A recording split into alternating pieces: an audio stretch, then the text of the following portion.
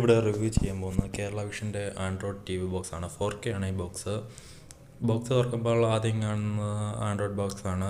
ഈ ബോക്സ് ഒന്ന് തുറന്നാണ് ഞാൻ ഒരു മാസമായിട്ട് ഇത് ഉപയോഗിച്ചുകൊണ്ടിരിക്കണം. അതിൻ്റെ റിവ്യൂ ആണ്, അൺബോക്സിങ് അല്ല. അതിൻ്റെ ബോക്സിൻ്റെ അകത്ത് ചാർജർ, ഒരു നല്ല ക്വാളിറ്റിയുള്ള HDMI കേബിള്, പിന്നെ ഒരു റിമോട്ടാണ് കിട്ടണത്. 12 ആമിൻ്റെ ചാർജറാണ്. HDMI കേബിൾ നല്ല ക്വാളിറ്റിയുള്ള HDMI കേബിളാണ്.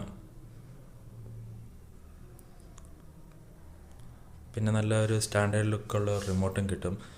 ഈ ആൻഡ്രോയിഡ് ബോക്സ് കാണാൻ നല്ലൊരു രസമാണ്. 4K Android ബോക്സാണ്. ആൻഡ്രോയിഡ് ബോക്സിൽ 2 USB USB കണക്ട് ചെയ്യാനുള്ള കേബിളുണ്ട്, HDMI കണക്ട് ചെയ്യാനുള്ളതുണ്ട്, പിന്നെ ഈതർനെറ്റ് കണക്ട് ചെയ്യാനുള്ള, ലാൻഡ് വൈഫൈ കണക്ട് ചെയ്യാനുള്ളതുണ്ട്. പിന്നെ ഒരു സ്വിച്ചുമാണ് മെയിനായിട്ട് ആൻഡ്രോയിഡ് ബോക്സിൽ കൊടുത്തിരിക്കുന്നത്. അപ്പോൾ നമുക്ക് TV കണക്ട് ചെയ്ത് നോക്കാം. ഞാൻ അടുത്ത വീഡിയോയിലാണെങ്കിൽ സാധാരണ നമ്മുടെ പഴയ പെട്ടി TVയിൽ കണക്ട് ചെയ്യാൻ പാകത്തിനുള്ള